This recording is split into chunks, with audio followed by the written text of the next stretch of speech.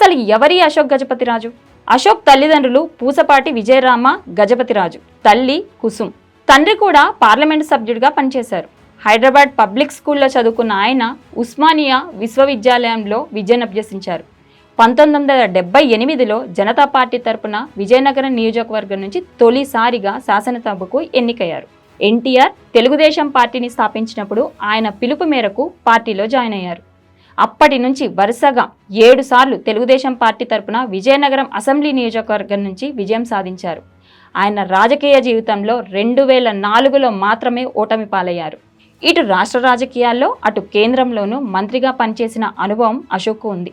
ఎన్టీఆర్, చంద్రబాబు మంత్రివర్గాల్లో వాణిజ్య పన్నులు, ఎక్సైజ్, శాసనసభ వ్యవహారాలు, ఆర్థిక, ప్రణాళిక, రెవెన్యూ వంటి పలు కీలక మంత్రిత్వ పదవులను నిర్వహించారు. సుమారు 13 సంవత్సరాల పాటు రాష్ట్ర మంత్రిగా పనిచేశారు. 2014లో విజయనగరం పార్లమెంటు నియోజకవర్గం నుంచి పోటీ చేసి 16వ లోక్సభకు ఎన్నికయ్యారు.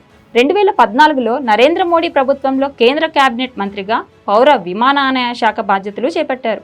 2019 ఎన్నికల్లో ఓటమి పాలైన తర్వాత 24 ఎన్నికల్లో ఆయన ప్రత్యక్ష ఎన్నికల్లో పోటీ చేయకుండా తన కుమార్తె అతిథి గజపతిరాజును రంగంలోకి దించారు. పార్టీలో సీనియర్ నాయకుడిగా ఆయనకున్న గౌరవం, నిజాయితీపరుడుగా ఆయనకున్న పేరు కారణంగా ఆయన్ను గవర్నర్గా నియమించాలని CM Chandrababu Naidu, party senior నేతలు కేంద్రానికి ప్రపోజల్ పెట్టారు. ఇవన్నీ పరిశీలించిన మోదీ సర్కార్ గోవా గవర్నర్గా నియమిస్తూ ప్రకటన చేసింది. దీంతో తెలుగుదేశం పార్టీ నేతల్లో ఆనందం వెల్లువిరుస్తోంది.